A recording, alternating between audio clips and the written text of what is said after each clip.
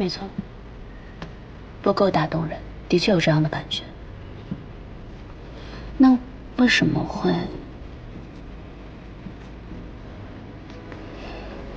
我觉得模特演绎的不错，所以为什么还是不能打动你？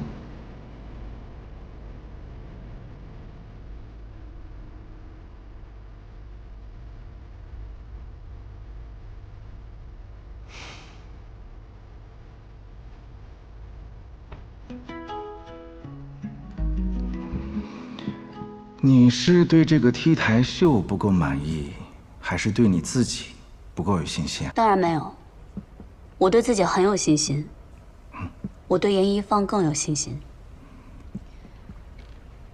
我们在这么短的时间里面，把灯光、舞美、音乐、模特、调性调整到了最好，所以现在的一切我都很满意。但我今天看了整个彩排的流程，在画面里面，服装很美，置景很美，一切都很好，但我总觉得少点什么，就像他们之间没有交流。你说的不够打动人。你说的交流应该指情感上吧？对，我就是想让观众和评委能够在我们这一组的作品里，除了服饰的精致以外，还能感受到背后的故事。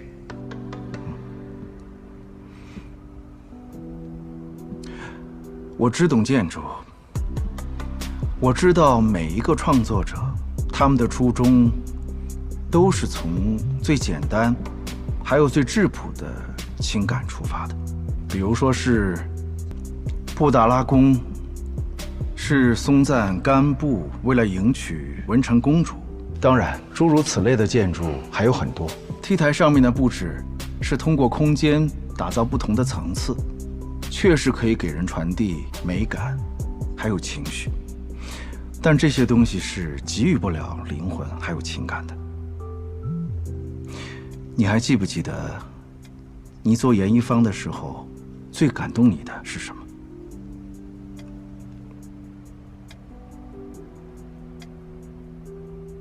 我记得之前瑶瑶说过，每一个彝族的女孩，从出生到成长的每一个重要阶段，寨子里的阿妈就会为她们制作精美的服装和耀眼的头饰，一针一线都充满了长辈对晚辈的爱。很好，这是最容易让人产生共鸣的情感。到了决赛，所有的团队他们的技术都是极致的，我们就把最质朴的情感放到这个 T 台上。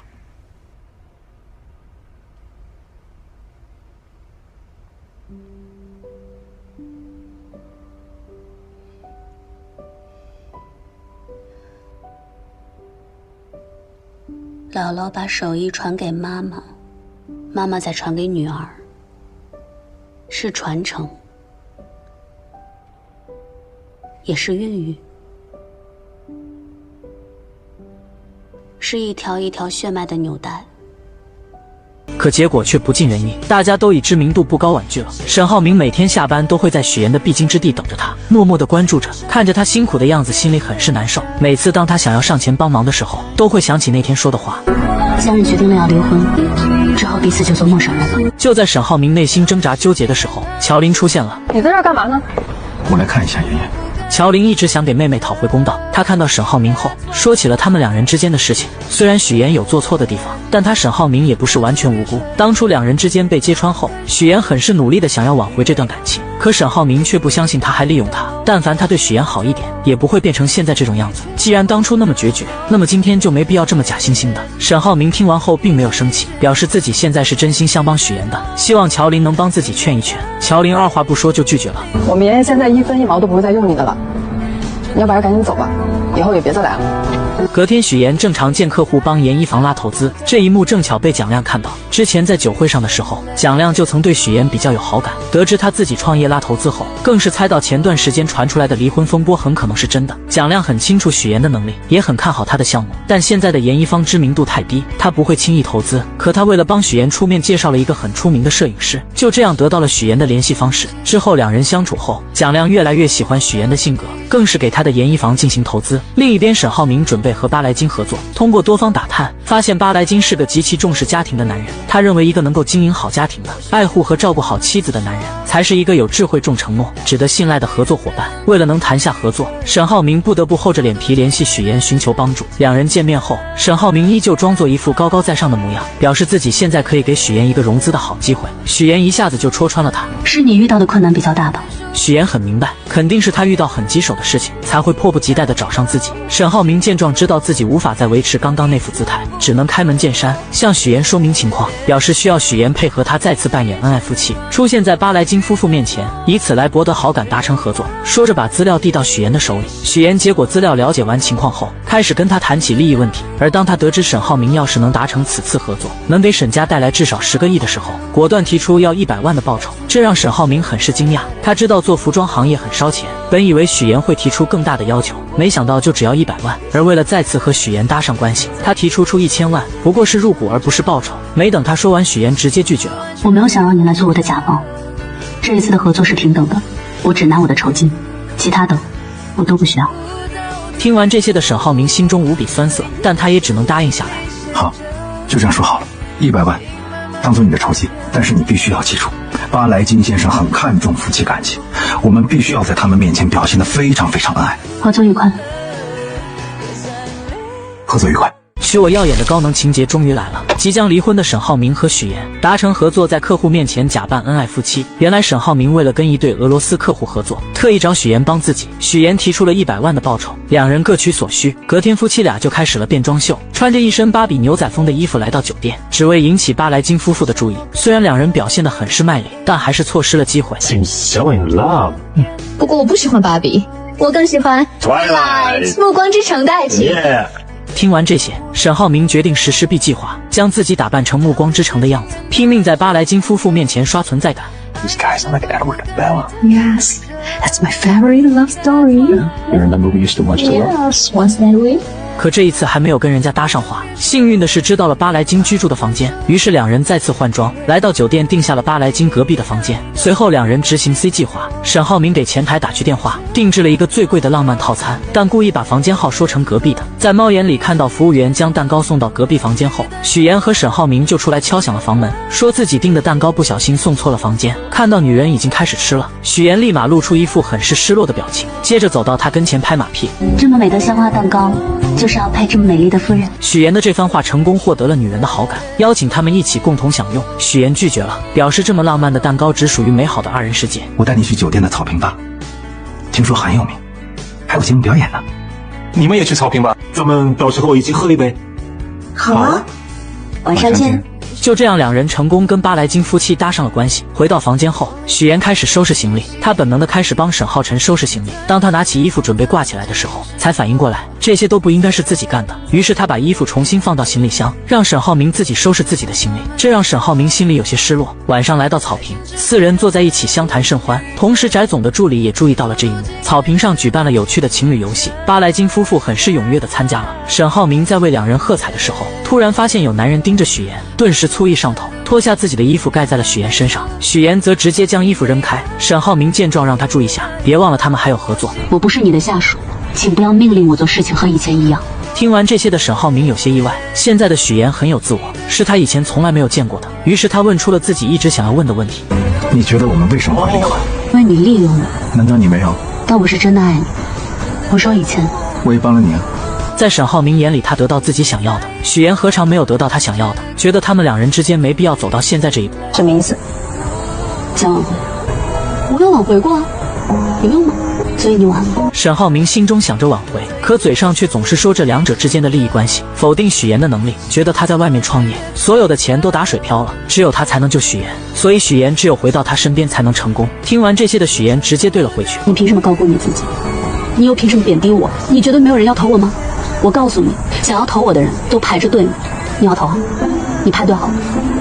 此刻的沈浩明迫切地想要知道到底是谁在投资。就在许岩准备离开的时候，却被巴莱金夫妻叫住。女人炫耀了一番自己的奖品，并建议许岩上去玩游戏。要玩吗，老公？来啊！然而两人玩游戏的时候，泼起水来一个比一个狠，丝毫不给对方留情面。我们对了，刚刚。不好意思，是什么？接下来玩你画我猜的时候，两人丝毫不配合对方，很没有默契。直到许岩碰到创可贴这个题目的时候愣住了，他想起了那次在医院沈浩明给自己贴的卡通创可贴，那是自己最心动的时候。于是他对着沈浩明指了指手腕，沈浩明立马明白了他的意思。创可贴，恭喜回答正确，太不可思议了。我怀孕了，孩子是你的。我本来是打算去打掉的，但医生说，如果我这次打掉孩子，以后就不可能再生了。我们都分手一段时间了，怎么可能？那个时间我只跟你有过。沈浩明终于敞开心扉，跟许岩讲述了他和方瑜的故事。原来许岩和沈浩明跟巴莱金夫妇告别后回到房间，许岩很是疑惑，他为什么不通过金达集团和巴莱金正式接洽，反而要费这么大功夫？是公司出了什么事情了吗？沈浩明听见后笑了笑，他如实的说出了自己在公司里的现状。其实他并不受沈父的信任，董事会的人面上看似很尊重自己，私下却十分不服气，所以他现在还不是董事会的人，根本不能用集团的名义来接洽巴莱金，因为国外板块一直都是金达的弱项，只要自己和巴莱金达成合作，就能成功进入董事会。虽然许岩能明白他进董事会的心，但他很不理解为什么沈父会不信任沈浩明。沈浩明见状表示，当初自己未婚生子，坚持把浩辰带回家抚养，跟父亲产生了很大的分歧，并没有把许岩的原因说出来。而当沈浩明说完这些后，许岩还是问出了自己一直想要知道的事情。你可以跟我说说关于浩辰妈妈的事情，我想说也没有关系。沈浩明看了看许岩，说出了他和方瑜之间的事情。当初得知方瑜怀孕的时候，他们已经分手2个月了。记得那是个下雨天，他突然找上门说自己怀孕了，并表示如果打掉这个孩子，以后就不能生了，所以他选择生下来。而且这次过来并不是想让沈浩明负责，只是想让他知道这个事情。此时的沈浩明还小，整个人都是懵的，但他还是负起了自己该尽的责任，陪着方瑜生下了这个孩子。没过多久，方瑜因为潜水遇到洋流不幸去世，方磊便带着亲子鉴定将孩子交给了自己。之后他把浩辰带回了家，导致和父亲之间的关系越来越差。而为了不影响沈家的声誉，沈父更是对外宣布浩辰是他们的第二子。许岩听完后，让沈浩明试着理解一下沈父，因为他认为沈父做的事情都是为了沈浩明好。其实不管他们长得多大，在父母眼里始终都是小孩子，但是不放心不等于不在乎不重视。而且这么大一个公司，背后有那么多的眼睛盯着他，一丁点错误就会被无限放大。因此父亲对他的严格或许是一种保护。许岩的开导让沈浩明重新开始审视起了父亲，而直到今天他才发现许岩的宝贵，但自己却弄丢了他。谢谢你，我确实有必要来的。那去早点睡。两人在准备睡觉的时候，沈浩明真的很想搞清楚谁给许岩投钱了。他不停地举例着自己周边的人，许岩就是晾着他不说。我的事情你不要管，你也没有权利知道。不要老是问这样的问题，注意你自己的位置。晚安。就在两人聊天的时候，殊不知背后却有人盯着他们。翟总为扳倒沈家上位，特意派商业间谍来打探许岩和沈浩明有没有离婚，想让他拍下两人闹离婚的证据。怎料这个人却是个傻的，他拿着相机爬到树上，没想到却被树下的农药毒到掉了下去。不死心的他趁许岩和沈浩明出去，想要趁着客房服务混进去，没想到却一头撞到了门上。好不容易费了9牛2虎之力进去拍了照片，没想到准备离开的时候，许岩和沈浩明回来了。没办法的他只好躲在衣柜里。明天早上他们就离开了。但是我要提醒你，既然已经做了这么多的准备，那就要选一个恰当的时机，不要太着急的去谈生意上的事情。好的，谢谢你。你不用谢我，我们是按合同。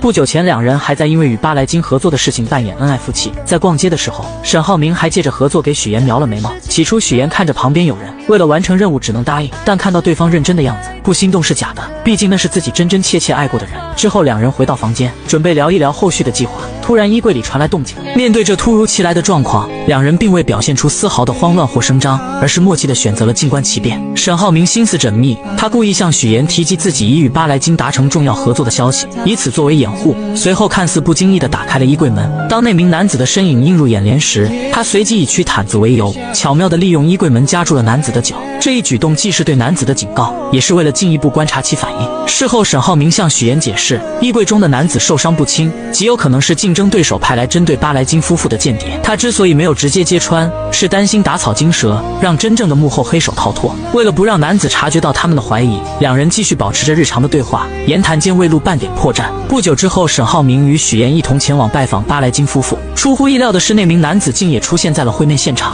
男子一见到沈浩明，便立刻换上了一副热情洋溢的面孔，主动与众人攀谈起来。他故意提起许妍与沈浩明最近传出的离婚风波，以及许妍辞职投身直播带货行业的决定。对于这些敏感话题，许妍早有准备。他从容不迫地解释道，自己辞职是为了创业，直播带货只是初步尝试，失败后他便转而创立了研一方。男子见话题未达预期效果，便又拿出了自己偷偷拍摄的照片。照片中许妍与沈浩明分床而睡，似乎印证了离婚的传言。面对这一证据，沈浩明不慌不忙地解释，昨晚他们玩了一个泼水游戏，由于配合不够默契，两人互相泼水，结果闹了点小别扭，这才导致了分床而睡的情况。若要人不知，除非己莫为。如果二位真的不是分居，敢不敢带我们去你房间参观一下？随后一行人来到了沈浩明的房间，众人一进门便被眼前浪漫而温馨的布置所吸引。房间内不仅装饰的别具一格，还摆放着一些趣味横生的玩具，显然是沈浩明精心准备的。他们好有情趣啊！抱歉，破坏了你精心准备的惊喜。男子见状，心中暗叫不妙，但仍不死心，又拿出了二人在家中争吵的画面作为证据。然而沈浩明与许妍却镇定自若地解释，那只是许妍在做瑜伽，而他在一旁打电话，根本不存在争吵的情况。男子见无法再找到破绽，只好尴尬地提出晚上请众人吃饭以表歉意。晚餐时分，男子再次发难，他指出许妍未戴婚戒，这一细节立即引起了巴莱金夫妇的好奇。就在许妍一时语塞之际，沈浩明深情地望向他，坦言两人之间确实存在一些小矛盾，他做过许多让许妍伤心的事，但回想起许妍在他工作繁忙时给予的支持，照顾他的父母，帮助他的弟弟，甚至在他事业上遇到困难时出谋划策，他深刻意识到许妍在他生命中的重要性。虽然此刻他们是在演戏，但这些话却是沈浩明的真心话。说着，他从口袋中掏出了许妍的婚戒，单膝跪地请求许妍的原谅。那下次不能这样。肯定不会。这一幕深深打动了在场的每一个人，许妍眼中闪烁着泪光。她接过婚戒，并在众人的见证下深情拥吻。这一举动彻底打破了外界关于他们离婚的传言，也让巴莱金夫妇对这对夫妻有了更深的认识。经过这段时间的相处与考验，沈浩明终于赢得了巴莱金的认可。在巴莱金离开之际，他宣布沈浩明的公司正式进入了候选名单，这意味着他们将有机会获得巴莱金集团的重要合作项目。沈浩明也有机会能够进入董事会了。随着一切尘埃落定，许妍向沈浩明表达了自己准备回去的打算。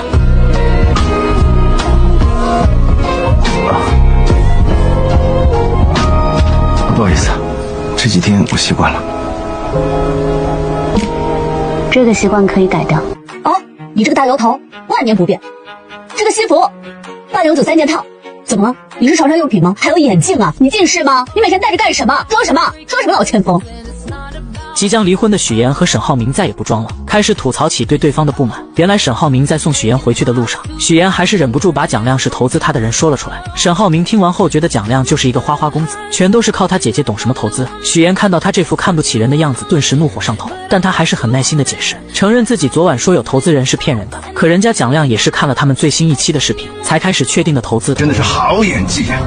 真不知道还有什么事情骗着我呢啊！听完这话的许妍破罐子破摔，直接将以前欺骗沈浩明的事情全部都说了出来。第一次去金达采访的时候，发烧是真的，但晕倒是装的。沈浩明听完后更是不甘示弱的表示，在医院给许妍贴的创可贴是陈秘书买的，只是看到他感动得一塌糊涂，就没有吭声。这番话彻底伤到了许妍的心，毕竟那是他第一次对沈浩明动心。怎料沈浩明乘胜追击，指责许妍给他挑的每一件衣服，没有一件是他满意的，颜色、品质、品味都很差。许妍听完后彻底破防，他气急败坏下让沈浩明反思一下自己是不是长得老成，眼光又跟不上时代，整天不是梳个大油头，就是穿得像个卖保险的，永远都是西装半永久3件套。是床上用品吗？还有眼镜啊？你近视吗？你每天戴着干什么？装什么？装什么老千锋？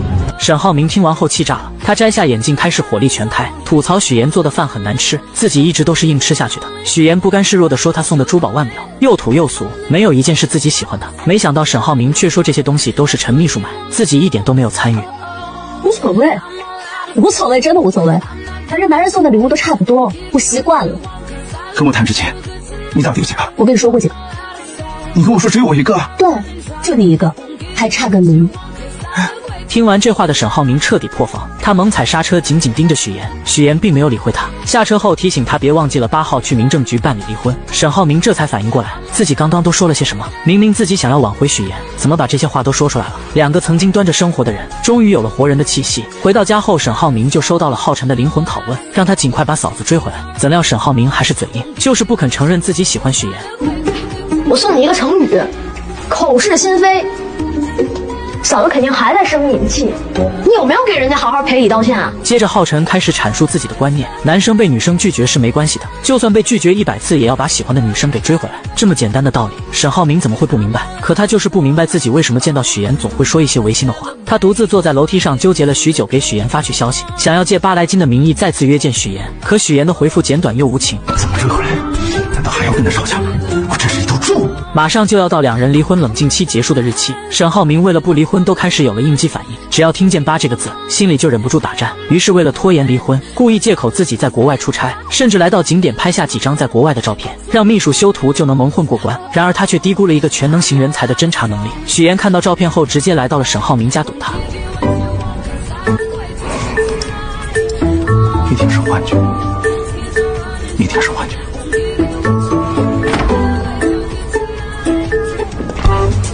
你不是在俄罗斯吗？为了不和许妍办理离婚，沈浩明可真是用尽了手段。他先是谎称自己去国外出差被许妍戳穿，接着又是装病，来到医院将全身都检查了一遍，来拖延去民政局的时间。我建议要先从头开始查，先从耳鼻喉眼科开始。行。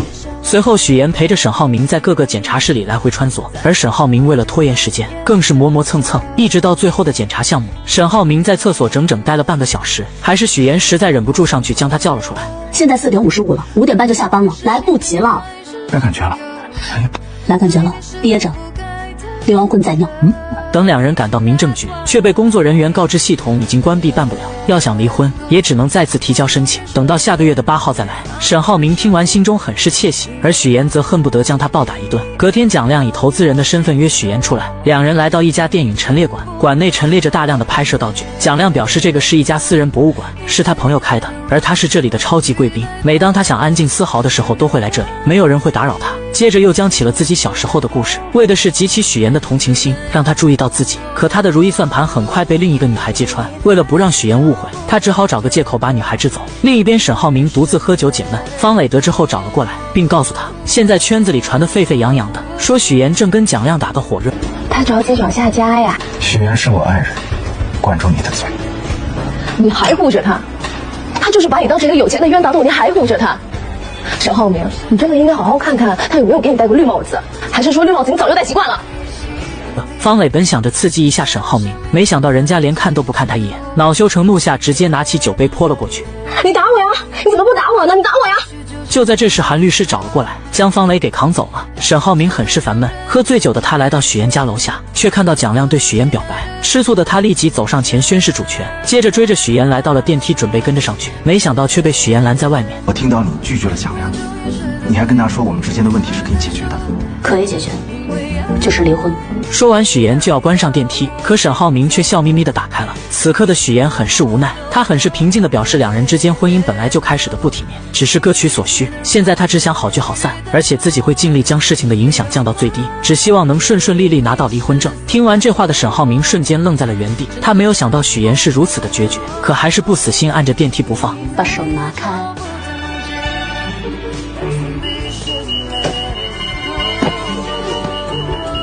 不要占公共资源。回到家后，许妍回忆起两人之间的点点滴滴，心里很不是滋味，只能靠喝酒来缓解情绪。另一边的方磊也在借酒消愁。突然，韩卫平出现在他面前。韩卫平看着方磊失魂落魄的样子，心中有些不忍，便夺过他的酒杯，语重心长地开始劝解他，让学会3次爱别人7次爱自己，在感情里要做一个清醒独立的女人，为自己而活。可此时的方磊早已陷入了对沈浩明的执念中无法自拔，认定自己只爱沈浩明一个人。就在这时，韩卫平突然靠近他并吻了上去，两人就这样半推半就发生了关系。事后两人坐在窗边，韩卫平看着方磊，心疼他这么多年来一直追着沈浩明，可人家却娶了别人，看都不看他一眼。如果有机会搞垮他，你感兴趣吗？你为什么会说出这种话？因为你隔天，韩卫平来到公司，以见沈浩明为借口，从陈秘书手中顺利拿到了公司战略合作计划。随后来到楼梯间，迅速拍下了照片。那么他这么做的目的到底是什么？不久前，沈浩辰为了哥哥嫂子的复合，真是煞费苦心。他以下半年参加马术比赛为由，让教练联系嫂子过来商量，自己则赶忙向哥哥报信，让他赶紧过来。就这样成功将两人聚到了一起。而为了给两人创造独处的空间，更是借口拿果汁火速开溜。可屋内尴尬的气氛让许妍有些不知所措，于是他谎称自己还有工作，转身离开。沈浩明不知道该以什么借口留下他，只能任由许妍离开。等浩辰端着果汁回来，没有看到嫂子，立刻指责哥哥浪费了自己好不容易争取到的机会。我真的是要被你气死了！就连我们小朋友都知道，做了错事就要改。您惹嫂子生气了，现在她不理你了，你不得主动出击啊？沈浩明也不知道自己到底怎么了，面对许妍竟然一句话都说不出来。晚上回到家，于兰也开始助攻。这几天丈夫和儿子之间的关系缓和了不少，她知道这是许妍的功劳，便劝说儿子赶紧把许妍给追回来。其实于兰直到今天还在自责，要不是当初她介意许妍的身份，许妍也不会撒谎家世背景。而且她在商场上打拼了这么多年，形形色色的人，什么样的没见过。但许妍看儿子的眼神，一眼就知道他是真心喜欢儿子的。许妍对这个家里的每一个人都是真心的，所以她很自责。其实一开始我是希望给你找一个门当户对的，对妍妍的态度很苛刻，想方设法的逼她离开你。妈妈现在也很后悔，如果不是当时那些行为，我想妍妍也不会用门当户对这个谎言来证明自己。听完母亲说完这些，沈浩明也开始反思自己，表示自己也没有脸责怪许妍骗他，毕竟当初他也隐瞒了浩辰的身世。于兰也看出儿子动心了，便劝说他一定要把许妍追回来。看到许妍，就想起了年轻的自己，上的厅堂下的工厂，那股子拼劲是自己最欣赏的。而他也认定许妍就是沈家的儿媳，是沈家未来的女主人。另一边，乔林的前男友为了追回乔林，他来到荆州应聘了陪练的工作，想着练一练好接住乔林的打。这天他来到医院，无意间看到于一鸣正在和一个女医生走得很近，于是他把这一幕录了下来，发给乔林，让他过来抓奸。太过分了！刚才他拉他的手，现在是他拍他的肩膀，俩人在一起都26分钟，当着我的面口口声声说喜欢你，现在在干嘛？乔林实在听不下去离开了。而于一鸣之所以跟这个女医生靠得这么紧，是因为有病人去世了，同事实在迈不过去这个坎，他过来安慰一下，两人并没有什么越矩。晚上乔林做了一个噩梦，梦见于一鸣跟那个女生在一起了。隔天一大早，他找到于一鸣，想要搞清楚这件事。于一鸣得知后赶忙解释，可乔林却觉得他们之间存在很大的问题，还是互相彼此冷静1星期再考虑要不要在一起。与此同时，沈浩明正听着陈秘书汇报许妍的创业进度。妍姐之所以那么努力，就是想证明她的实力和优秀给你看。现在不是讲究什么旗鼓相当、势均力敌的爱情吗？像妍姐那样的独立女性，她肯定希望闯出一番事业再回到你身边。陈秘书的这番话将沈浩明忽悠得一阵暗爽，他开始向陈秘书取经，怎么挽回许妍。陈秘书指导他去找许妍身边的朋友帮忙，最好是男性，因为这个时候男性往往更同情男性。于是沈浩明找到了于一鸣，两人可谓是难兄难弟，一个在分手冷静期，一个在离婚冷静期，可真是有了共同话题，最终达成一致战线，帮助对方渡过难关。乔林不理我，你可以帮我找他；许妍不理你，我可以帮你说上话。这不就叫人多力量大？咱们2个人肯定比一个人强。说得对，姐夫，妹夫，姐夫，妹夫。许妍怎么也没有想到沈浩明会和于一鸣联手攻略她们两姐妹。俗话说3个臭皮匠顶个诸葛亮，那么2个臭皮匠想出来的办法自然也听不了什么用。原来沈浩明为了挽回许妍，听从陈秘书的话寻求于一鸣帮忙，而于一鸣正巧也因为乔林的事很是头疼，2个同病相怜的人就这样凑到了一起，互相帮助彼此度过难关。沈浩明甚至将希望寄托了到了恋爱指南上，看着书上的心灵鸡汤津津有味，一旁的于一鸣更是拿出电脑随时标记书中的重点部分，甚至做了一个 PPT， 真是一个感念一个真感激。现在道理是有了，但具体怎么实施却是个难题。就在2人纠结的时候，许妍发来语音消息：明天有空吗？我们咖啡厅见，浩辰学校的事。就在沈浩明准备回过去的时候，于一鸣立刻制止了他，表示不要明天，就今天直接去家里。沈浩明二话不说，直接来到许妍家。许妍看到他来很是惊讶，两人约的不是明天吗？沈浩明赶忙表示自己正在附近谈合作，谈完有空就过来了。许妍很是无奈，但也只能让他进来。刚进来，沈浩明就发现许妍准备了满满一桌子菜，以为有男人趁虚而入。这时许妍将浩辰老师发过来的信息转发给沈浩明，这让沈浩明找到了理由。信号不好，这里有 WiFi 吗？我这个路由器坏掉了，要不然你回去下载。没事，我帮你修一下。路由器坏了，正好给了沈浩明机会。他借着修网的名义满屋乱钻，将鞋柜全部都翻了一遍。修完后又借口是网来到许妍的房间，打开衣柜，看到衣柜里全是女人的衣服，松了一口气。就在他趴在地上检查床底的时候，许妍进来了。找什么呢？床下、床上的信号都很好，看洗手间。这番操作让许妍有些疑惑，可沈浩明为了搞清楚许妍请客的人是男是女，便又借着换窗帘磨磨蹭蹭直到晚上，但许妍丝毫没有留他吃饭的意思。就在他准备离开的时候，门铃突然响了。终于来了。你说什么？我说客人来了。沈浩明一脸严肃地打开房门，门外的人看见是他后全都傻眼了。可沈浩明很是厚脸皮的将自己当成了男主人，将大家请了进来。再次之间，许妍欲言又止，每当他想跟沈浩明说话的时候，都被他给巧妙躲过。乔琳询问妹妹到底怎么回事，许妍只好把今天沈浩明来了后所做的一切都说了出来。买这么早啊？行，成全他。哎，别管了，看我的。刚坐下，乔琳就阴阳怪气地说：“死前任总是阴魂不散给自己发消息，烦死了！”话里话外都在阴阳沈浩明。而沈浩明虽然听明白了，但为了留下来一直装傻充愣，因为他想起了于一鸣说的话：只要自己不尴尬，尴尬的就是别人。既然决定追回许妍，那就要厚脸皮一点。我们来玩个游戏吧，我们用4个字来形容一下前任，怎么样？要我先来啊？油盐不进，有眼无珠，心眼死多。听着许妍的小姐妹们说的话，沈浩明只是笑笑也不说话。在厨房忙活的许妍却十分解气，而为了攻略闺蜜们，沈浩明更是下血本，直接用上金钱大法。看到什么喜欢的可以买，我给大家免单。能免多少啊？全部。这话一出，瑶瑶的眼睛都亮了。沈浩明接着诱惑，表示自己会让秘书跟着他们，只要看上了当场消费当场买单。这番操作很快就攻略了对面的2个小姐妹，两人都开始夸起了沈浩明。许妍实在听不下去，弄出动静试图唤醒两人，最后许妍还是下了逐客令，将沈浩明赶走了。隔天沈浩明再次找到于一鸣，于一鸣又给他出了个馊主意。沈浩明的执行能力很强，隔天便让陈秘书拿着他每天站在许妍楼下，在办公室望着窗外发呆，以及在工地里看着许妍照片夜不能寐的照片让许妍看。本以为这些能换来许妍的心疼，可万万没想到许妍接下来说的话让秘书无地自容。什么偷拍能怼得这么近？沈浩明也挺配合的呀，是坐在床上的吧？是啊。那你也在床上啊？你俩都在床上？别人接电话，有信号。别人接电话。谁？哎呦，没人叫你，我俩谁有人叫我？没谁。哎，好，这不是我家，是要掉头。不是你去哪儿了？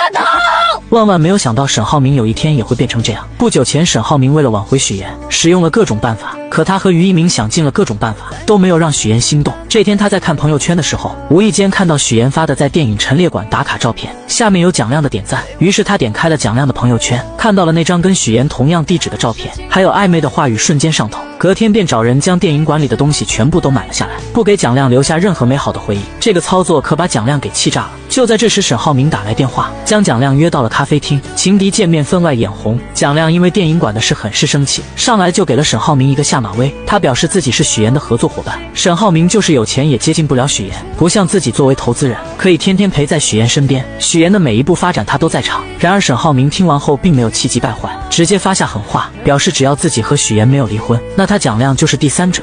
我绝对不会放过第三者。沈浩明警告完蒋亮后就回到了公司，却突然收到巴莱金先生的文件。巴莱金表示在正式签约前还要再对沈浩明进行3个月的考察，在此期间不能出现任何风险和暴雷。您跟妍姐离婚这事儿能不能想办法再拖一拖？没办法的沈浩明只能找乔琳帮忙，可乔琳一直都站在妹妹这边，声称许妍的态度就是她的意思，她不会帮沈浩明。沈浩明见状很是真诚地表示自己已经试过了各种办法挽回许妍，上个月为了不离婚还想尽办法拖延，这是他从小到大第一次东躲西藏，也是第一次这么害怕失去一个人。他真的不想跟许妍离婚，可即使如此，乔琳也做不了妹妹的主，还是没有帮沈浩明。而看到乔琳不愿帮忙，沈浩明只能先完成于一鸣的嘱托。他告诉乔琳最近于一鸣的状态很不好，天天菜饭不思，一心想着怎么才能让他消消气。怎么会跟他在一起啊？同病相怜嘛。我是真没想到你能跟于宁待在一块儿啊！像那个倒数第一跟倒数第二互相帮忙，你也是真没辙了呀。最终乔琳还是心软了，透透露许妍明天会在公司假扮，但蒋亮也会在。沈浩明听完后整个人都不好，隔天买好甜品来到了公司，之后便赖着不走，盯着两人不让他俩有任何的亲密接触，甚至在蒋亮发表自己的观点时，上前直接反驳了他的观念。在经营公司上，沈浩明比蒋亮强的不止一点。蒋亮在商界一直都是个花花公子，靠着他姐姐一步一步走到今天，所以他的有些观念还是不如沈浩明。此刻的许妍也没有闹脾气，而是专心听着沈浩明传授的经商之道。最后一个建议，将来无论是我、蒋总，或者是更高阶的人给到你建议，你可以监听，但是千万不要尽信。最终的决策是自己的判断力。我知道了。知道就好。看到许妍认真听取了自己的建议，沈浩明很是得意地坐在沙发上，还给了蒋亮投去了一个挑衅的眼神。许妍走后，两人之间的火药味十足。晚上，于一鸣再次找到乔琳，这次的他准备很是充分，买了许多彩妆送给乔琳，还做了攻略，一一跟乔琳介绍化妆品的用处和适合她的口红。乔琳听着他的介绍很是惊讶，没想到于一鸣会去了解这些。因为你喜欢，这样以后我们就有更多的共同话题，你不会嫌弃我。这番话彻底感动了乔琳，两人终于化解了之前的矛盾，在一起了。日子看似平静，背地里却暗流涌动。沈家的对手翟总为了不让巴莱金和沈浩明合作，派商业间谍调查沈浩明和许妍离婚或者感情破裂的证据。三番五次的失败后，将所有的希望放到了沈浩明的律师韩卫东身上。不管你用什么方法，方雷也好，你在律师圈的人脉也好，3个月之内必须拿到他们离婚或者感情破裂的证据。记住，千万不要让你干爹失望。如果这2条路都行不通，严一方也是另一个办法。但许妍的研衣房在蒋亮的投资下越来越步入正轨，设计出了许多好看的款式。许妍忍不住将这些喜悦全部都分享给了姥姥，甚至还给姥姥做了几身衣服。姥姥，您仔细看啊，我们这衣服上面全都是纯手工的，您肯定懂，一针一线，这都是非遗文化。许妍与乔琳一同出现在姥姥面前，通过视频通话，将研一方精心制作的新款服饰逐一展示给屏幕那端的老人。许妍还特别提到自己亲手为姥姥设计缝制了一套专属服饰，这份心意让视频那头的姥姥笑得合不拢嘴，直称自己是研一方最忠实的满级铁粉。在一片欢声笑语中，姥姥带着满足的笑容结束了通话。然而挂断电话后的许妍心中却泛起了层层涟漪，她深知姥姥总是以笑容掩饰着对她的思念与牵挂，即便心中渴望相聚，也总是担心自己的到来会打扰到孩子们的工作与生活。这份深沉的爱让许妍更加坚定了要在荆州站稳脚跟，为姥姥创造一个温馨舒适的晚年生活环境的决心。命运似乎总爱在不经意间设置考验。正当许妍与团队紧锣密鼓地筹备着新一批成衣的入库工作时，一场突如其来的意外打乱了所有计划。送货车在前往仓库的途中突发故障，停在了半路上。面对即将到来的滞留金罚款和紧迫的时间限制，许妍迅速联系了冠冠，说明了当前的困境。冠冠虽即刻着手安排救援车辆，但修好故障货车至少还需3-4个小时，时间紧迫不容拖延。就在众人焦急等待之时，沈浩明意外地出现在了公司。沈总，这么慌张，是发生什么事了？妍姐出事儿了。她的车坏在半路上了。他仿佛是命运派来的救星，迅速驾驶着一辆备用货车赶到了事故现场。没有过多的言语，沈浩明首先让疲惫不堪的许妍上车休息，自己则毫不犹豫地投入到搬运工作中，将一箱箱成衣从故障车上转移至新车上。许妍坐在车内，透过车窗望着沈浩明忙碌的身影，心中不禁涌起一股暖流。他开始意识到，或许沈浩明对他的感情并未如他所想的那般淡去，他正以自己的方式默默地尝试着挽回这段曾经的感情。看着沈浩明因劳累而微微喘息的样子，许妍终于按捺不住内心的关怀，拿起水和纸巾走向他。沈浩明接过水一饮而尽，那瞬间的满足与疲惫交织在他的脸上，让许妍的心不由自主地软了下来。他询问许妍为何要亲自参与送货这样繁重的工作，言语间透露出对许妍安危的担忧。第一批货嘛，我不想有任何意外，所以就亲自过来验收，要去看一下下一批货的情况。你呢？沈总这么大的公司，自己来帮忙。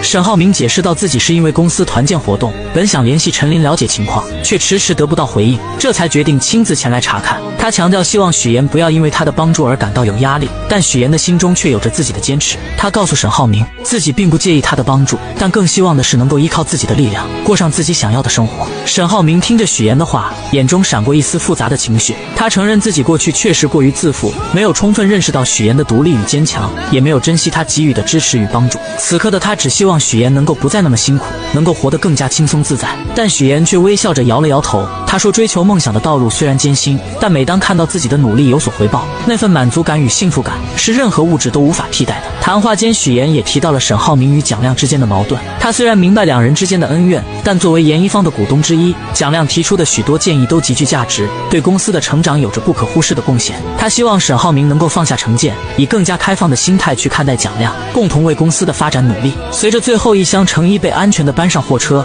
两人一同坐进了驾驶室，踏上了前往仓库的旅程。长时间的劳累让沈浩明不禁靠在了许妍的肩上，车厢内只有轻微的呼吸声和窗外偶尔传来的车流声。许妍静静地坐着，感受着肩上传来的重量，心中五味杂陈。这一刻，她也终于意识到了沈浩明和她之间的感情似乎没有结束。很快，在众人的努力下，严一方的第一批成衣全部售空。严一方的第一批成衣全部售罄。严一方凭借卓越的质量与独具匠心的设计，迅速在市场上站稳了脚跟，用户反馈退货率极低，好评如潮。这不仅是对产品本身的认可，更是对严一方品牌信誉的肯定。许妍敏锐地捕捉到这一市场信号，决定乘胜追击，启动第二批预售计划。她有着更为宏大的蓝图，若第二次预售能取得预期成功，那么第三批预售便可尝试在线上铺开，同时增设生产线，提升产能，以满足日益增长的市场需求。此外，她还计划深化线上营销策略，为第二批衣服的推广做好充分准备，确保各环节无缝衔接。各位，现在我们全力的备战第二批成衣销售，各部门注意工作衔接，保持节奏。加油！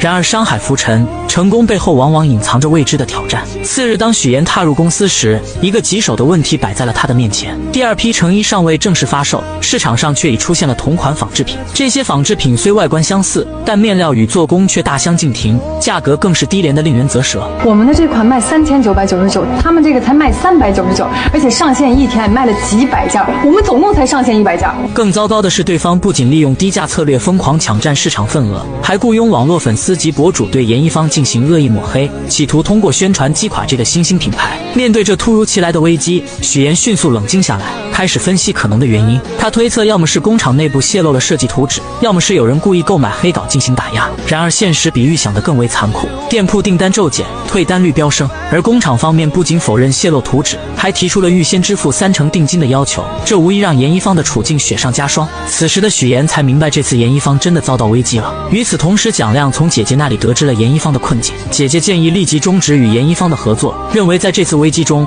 严一方很难全身而退，即便日后澄清，也难以恢复往日辉煌。但蒋亮却有自己的打算，他约许妍共进午餐，试图用自己方式给予她支持与鼓励。餐桌上，蒋亮耐心分析当前形势，表示愿意动用个人资源帮助严一方渡过难关，即便公司暂停资助，他也愿意自掏腰包。然而许妍却婉拒了蒋亮的好意，他深知蒋亮若在公司决策上与主流意见相悖，将会面临巨大的压力与非议。他更倾向于采纳沈浩明的建议，避免与资本过度绑定，保持品牌的独立性与自主性。蒋亮见状，只得承诺公司只是暂时暂停投资，待危机解除后，投资将会恢复，他本人也将继续担任投资人角色。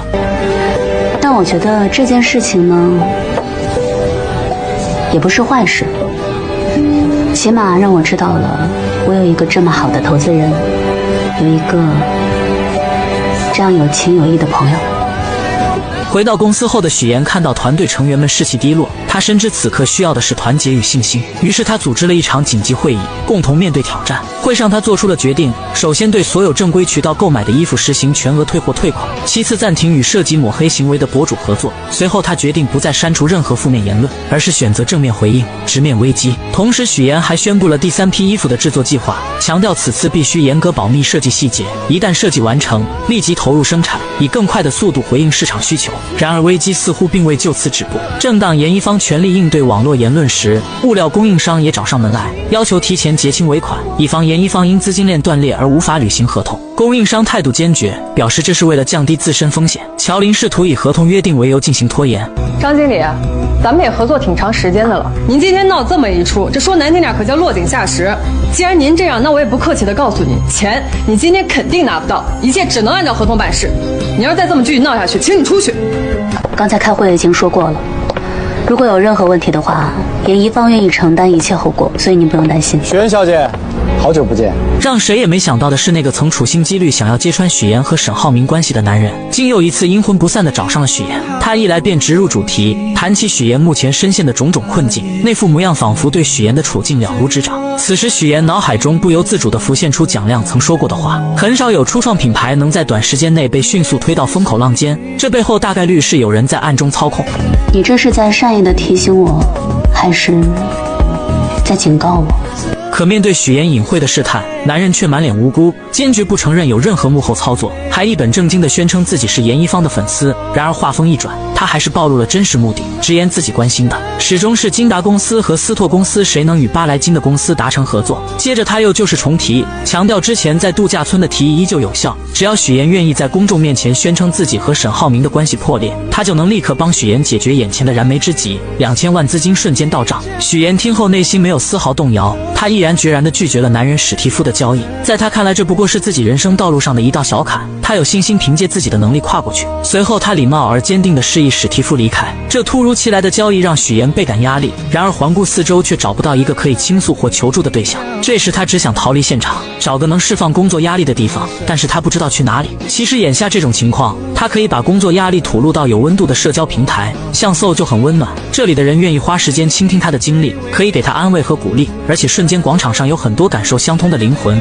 有了他们的陪伴，许岩或许就没有那么难受了。想有人陪伴，我推荐 SO。然而命运似乎并不打算轻易放过许岩，一波未平一波又起。严一方刚遭遇外部危机，内部又出了大问题，财务总监突然提出离职，而且态度强硬，声称明天就要走人。许岩顿时慌了神，要知道公司所有的账款往来、供应商对接，可都是这位总监负责的，短时间内根本找不到合适的人来接替。无奈之下，许岩只能搬出合同条款，强调财务属于特殊岗位，必须提前1个月通知离职，以便做好工作交接。可财务总监却不为所动，两人因此在公司里发生了激烈的争执，气氛一度十分紧张。就在这时，林涛意外出现了，他深知财务岗位的重要性，一进来就严肃地指出，必须确保后续工作的连续性和稳定性，移交的材料也必须真实可靠。严总，希望你找一个有经验的人给我交接，否则啊，过时不候。巧了，本科财务专业，硕士金融专业，有会计证，惹到我算你踢到钢板上了。原来林涛原本打算回老家，但因为之前的一些事情，心里一直过意不去，想要当面向许岩道歉，于是便来到了这里。林涛不愧是从银行出来的专业人士，一接手财务工作就迅速进入了状态，有条不紊地处理着各项事务，一直忙碌到深夜。乔林看到林涛如此辛苦，特意送来泡面。林涛趁机向乔林透露了公司目前的严峻形势，账目上这个月资金只出不进，按照这个速度只能维持1个月了。第二天，许岩又迎来了新的挑战，上次来的材料供应商，这次竟然带着物流和生产商一同前来。三人一见面就气势汹汹地提出，第3批订单的定金必须提高1成。尽管此时公司账户上资金紧张，但为了维持合作关系，许岩不得不勉强同意。可这三人得寸进尺，紧接着又要求许岩结清第2批的尾款。面对三人的步步紧逼、咄咄逼人，许岩没有丝毫退缩和畏惧。没问题，但我也有一个要求，一旦你们收到了款项，严一方将永远跟你们停止合作。我知道现在外面传了很多不好的事情，对严一方伤害很大，但那都是故意的抹黑造谣，风波总是会过去的。许岩再次向3位合作伙伴重申了严一方对产品质量的把控，他语气坚定表明，若款项立刻结清，双方的合作将即刻终止，并给予对方1分钟的考虑时间。正当气氛紧绷至极点，沈浩明意外地引领着巴莱金的夫人步入会场。原来夫人这次是作为莫斯科代表参与中俄文化交流访问团而来，他对严一方早有耳闻，于是这次特意前来参观。得知许岩正与合作伙伴进行关键谈判，巴莱金夫人表达了她的愿景，希望严一方能迈向国际舞台，并主动提出可以提供助力。他透露自己即将出席一场规格极高的国际晚宴，希望能穿着严一方的服饰亮相。许岩见状，礼貌地邀请夫人暂离谈判现场，由他亲自陪同挑选服装，而沈浩明则接手了与3位合作商的对话。面对沈浩明，3位合作商的气焰明显收敛，他们注意到新到的俄罗斯地产界重量级人物的夫人，意识到严一方背后有着不容小觑的支持力量。意识到形势逆转，3人不得不放下之前的强硬态度，选择妥协。我今天呀，给您下一保证啊，以后徐总的事儿就是我们的事儿，多放心。谢谢。另一边，许岩细心地为巴莱金夫人挑选着礼服，每一件都力求完美匹配夫人的气质与晚宴的庄重。夫人对许岩的品味赞不绝口，同时关切地询问起严一方当前面临的挑战。许岩虽不愿多谈困境，夫人却已从旁侧了解到一些情况，她鼓励许岩坚持下去。回忆起在度假村时许岩对事业的执着与热爱，坚信这些困难不过是暂时的风浪，无法动摇许岩的决心。我会尽我所能渡过难关的。我也会穿着你的衣服走遍全世界的。夫人还透露，巴莱金正在对沈浩明的公司进行为期3个月的考察，期间不容有任何重大事务。许岩听后邀请夫人在考察期间常来严一方做客，享受一段轻松时光。夫人欣然应允，两人随后便继续沉浸在试衣的乐趣中。随着许岩与沈浩明一同将夫人送别之后，许岩对沈浩明今日的鼎力相助表示由衷的感谢，沈浩明则借机表达了自己的心意。他知道许岩独立坚强，不愿轻易接受帮助，但是还是希望许岩不要拒绝自己的好意。说着，他展示了手机上的信息：青蓝杯服装设计大赛的报名。这是一个极具影响力的赛事，若严一方能在其中脱颖而出，不仅能证明自身的实力，还能有效回应外界的质疑。沈浩明已悄然为严一方报名，这份默默的支持让许岩心中涌起一股暖流。他意识到与沈浩明之间的联系似乎正悄然加深。回到严一方后，许岩立即着手规划，决定将团队分为2队，一队专注于第2批成衣的生产，另一队则由瑶瑶带领全力备战青蓝杯。瑶瑶决定采用纯手工面料，结合精湛的苏绣技艺，力求每一件作品都达到极致的精美，无论是实物展示还是照片拍摄，都要展现出严一方的最高水准。经过一番紧张而有序的准备，最终成品在众人面前惊艳亮相。其细腻的工艺与独特的设计赢得了阵阵赞叹，也让大家对即将到来的比赛充满了期待。然而就在一切看似顺风顺水之时，一个突如其来的问题打破了平静。许岩从财务这里得知，公司账目再次出现异常，且此次情况复杂，负责的董总监已离职，使得问题调查陷入僵局。更棘手的是，董总监目前下落不明，无法取得联系，这无疑给本就紧张的局势又添了一层阴霾。上回和董总监一起工作对接的那个林先生，我看他业务能力挺强的，要不我们找他帮帮忙？我知道了，先忙吧。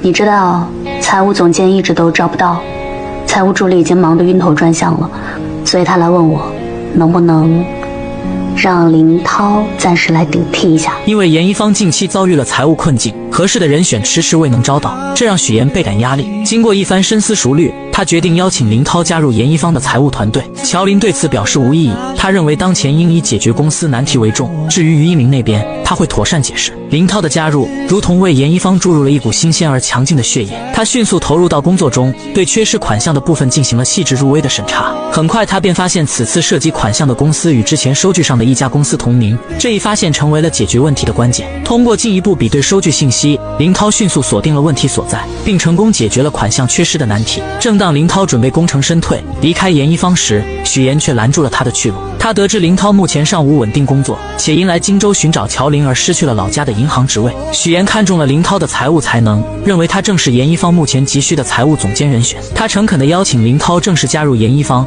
为公司的财务管理保驾护航。林涛听后心中涌起一股暖流，他深知加入严一方不仅意味着能在荆州站稳脚跟，更能让远在老家的父母安心。于是他欣然接受了许岩的邀请。来，欢迎你加入。欢迎加入。谢谢你们的信任，我一定守好财务这块阵地，让你们没有后顾之忧。然而严一方的麻烦并未就此结束，财务问题刚得到解决，青蓝杯退赛的消息便如晴天霹雳般传来。众人震惊之余，立刻前往青蓝杯举办方处，试图弄清事情原委并寻求解决方案。但举办方态度坚决，表示严一方目前饱受非议，让这样一支队伍参加比赛，无疑会损害比赛的声誉和质量。面对这样的结果，瑶瑶等人虽费劲解释，却也无济于事，只能眼睁睁地看着这么多时间的心血付诸东流。我话都说到这个份上了，你们再为难我也没有意义。你们现在有这个时间，倒不如好好做做公关，洗掉污点最重要。与此同时，沈浩明也接到了退赛的通知。为了帮助许岩挽回舆论劣势，他毅然决定接受孙思维的采访。在采访中，沈浩明详细阐述了严一方所遭遇的困境，以及许岩一直以来的低调与努力。他指出，有人趁机利用劣质商品抹黑严一方，这种行为与建造房子时只追求低价而忽视品质无异。他强调，严一方的品质是无可挑剔的，那些抹黑的行为并不能反映真实情况。沈浩明还表示，自己从许岩身上学到了许多，尤其是他帮助偏远地区居民就业，让家长能回家陪伴孩子的善举，让他深感敬佩。我爱人是在做一件非常有意义、非常有情感的事，他是我的榜样。各更是我的骄傲。许岩在屏幕前看着沈浩明的采访，心中涌动着复杂的情感。他意识到沈浩明是真的在关心他。第二天，许岩来到公司，发现昨晚沈浩明的发言已经为严一房挽回了不少名誉，粉丝们的态度开始发生转变，对严一方的质疑声逐渐减弱。许岩深知这是反击的好时机，他决定利用网络直播的方式，向公众解释严一方最近发生的一切，还原事实真相。冠冠再次担任主播，他穿着严一方的服装，自信满满的出现在镜头前。他向观众展示了严一方的设计理念、制作工艺以及品质控制等各个环节，让观众对严一方有了更深入的了解。严一方通过直播成功挽回了声誉，之前的青蓝杯主办方也恢复了严一方的比赛资格。这次事件不仅让许岩和严一方走出了困境，也让沈浩明赢得了巴莱金的认可。巴莱金表示，他看中的不仅仅是沈浩明公司的实力，更是他对许岩的帮助和支持。沈浩明没有掩盖许岩的光芒，而是在背后默默支持他，这种品质让巴莱金深感敬佩，也让他更加坚定了与沈浩明合作的决心。其实让我下定决心和金大的牵手，正是因为看到你经营夫妻关系的智慧，还有你夫人身上的那部拼搏向前的冲劲。严一方的危机刚刚画上句号，就在这时，于一鸣意外地在严一房门外与下班的林涛不期而遇。昔日因为乔林而生的情敌关系，在此刻却意外地迎来了转机。林涛神情坦然，主动打破了沉默。他告知于一鸣，自己已彻底放下对乔林的情感纠葛，此次加入严一方，纯粹是为了助力其度过财务难关，同时也是为自己寻找一个稳定的职业归宿。于一鸣听后心中五味杂陈，但更多的是释然与敬佩。他缓缓伸出手，与林涛紧紧相握，两个男人之间的恩怨情仇，在这一刻化为了无形。希望你能为严一方出一份力。大家都是成年人，也希望你说话算话。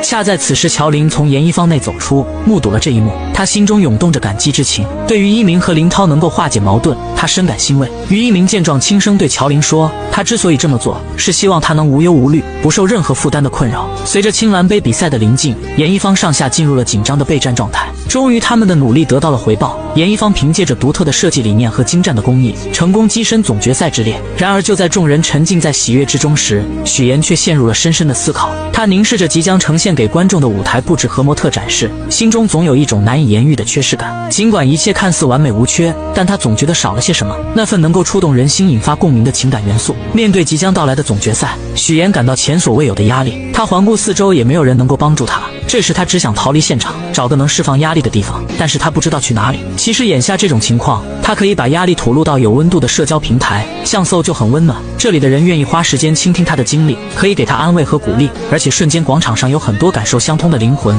有了他们的陪伴，许岩或许就没有那么难受了。想有人陪伴，我推荐搜。正当许岩陷入沉思之际，沈浩明的出现照亮了他前行的道路。所以为什么还是不能打动你？他总能洞察许岩的心思，一句简单的话语便说出了许岩心中的隐忧。许岩坦言自己对目前的准备工作十分满意，但总觉得缺少了与观众之间的情感交流，无法真正打动人心。他渴望在服装之外传递出更多的情感与温度。沈浩明虽对服装设计一窍不通，但他却以独特的视角为许岩提供了启示。他认为每一个创作者的初衷都是质朴而纯粹的，或许严一方的舞台与模特展示未能充分传达出许岩想要表达的情绪，但这些东西是给予不了灵魂还有情感的。你还记不记得你做严一方的时候，最感动你的是什么？这时许岩想起了瑶瑶曾提及的彝族服饰，那些承载着母爱与传承的衣物，每一件都蕴含着母亲对女儿的深情厚谊。他恍然大悟，原来彝族服饰的精髓在于那份无私的母爱与代代相传的温情。于是他果断决定更改方案，将母爱传承作为总决赛的主题。第二天，当许岩带着全新的设计理念走上舞台时，他彻底征服了在场的所有评委。母爱传承的主题不仅展现了服装的美感，更触动了人们内心深处最柔软的部分。严一房因此荣获了最具商业价值奖，口碑逆转，再次赢得了市场的认可与尊重。晚上众人欢聚一堂，共同庆祝这一来之不易的胜利。其实这一路走来真的挺不容易的，有多难我们自己心里很清楚。所以严一方能到今天，荣耀是属于在座的每一个人。许岩在致辞中感谢了每一位团队成员的付出与努力，但特别想要感谢的一个人却让他陷入了短暂的犹豫。当所有人都以为他会感谢沈浩明时，他却出人意料地提到了蒋亮。原来从严一方初创到如今的名声大噪，蒋亮一直在背后默默支持与帮助，这份情谊让许岩铭记于心。然而之后蒋亮却准备为许岩介绍一位西班牙设计师，他还在一旁细心地指导许岩如何用西班牙语打招呼。这份突如其来的关心让沈浩明心中醋意大发，他他看着蒋亮与许岩亲密无间的样子，心中五味杂陈，一股难以言喻的情绪在胸中翻腾。他的眼神变得锐利而冰冷，双手不自觉地握紧，开始在餐桌上磨起了餐刀。军师于一鸣见状，深知情况不妙，无奈之下只能示意乔林去阻止许岩与蒋亮之间过于亲密的互动。沈浩明见状，心趁机端起酒杯，想要与许岩碰杯，试图缓解内心的紧张与醋意。然而许岩的朋友却突然拦住了他，还提及上次在家中关于商场的旧事。沈浩明虽心中不悦，但为了维持表面风度，只能先应付着，承诺上次答应他们免费逛商场依旧作数。可就在这时，蒋亮又与乔林聊得热火朝天，两人眉飞色舞，甚至还要互加联系方式。我们家乔林性格就这样，跟谁都能聊得来，没事啊，没事。这一很好，那真。这个蒋亮确实不是个东西啊，控制不了，我得去他。这场景让同病相怜的沈浩明和于一鸣瞬间站在了同一战线。于一鸣赶忙上前拦住蒋亮，表明自己是乔林的男朋友，成功阻止了二人进一步的发展。沈浩明再次试图与许岩碰杯，可许岩又被朋友缠住，众人赶紧开始游戏，现场气氛一度陷入尴尬。那我先走了。许岩似乎还在为之前沈浩明的某些行为而生气，他没有过多的回应。沈浩明见状，心中的委屈与愤怒交织，他猛地将手中的酒一饮而尽，随后起身头也不回地离开了。许岩看着他离去的背影，眼神中闪过一丝复杂的情绪，也将手中的酒一口喝干，最后回头看向沈浩明的眼神里分明藏着在乎。另一边，沈浩明和追出来的于一鸣在街边找了个地方坐下来喝起了闷酒。夜色渐深，街边的灯光昏黄而温暖，却照不亮他们心中的阴霾。于一鸣看着沈浩明失落的模样，忍不住说道：许岩今晚没有他的陪伴，其实也很失望。沈浩明苦笑着说自己已经用尽了所有办法，却还是没能挽回许岩的心。他赌气地说自己以后绝对不会打电话给许岩，要是打了就不姓沈。然而还没过2秒，酒精就冲昏了沈浩明的头脑。妍妍不会死我的，她是爱我的，对不对，妍妍？妍妍，浩明，我跟你讲，你沈字被摘了啊！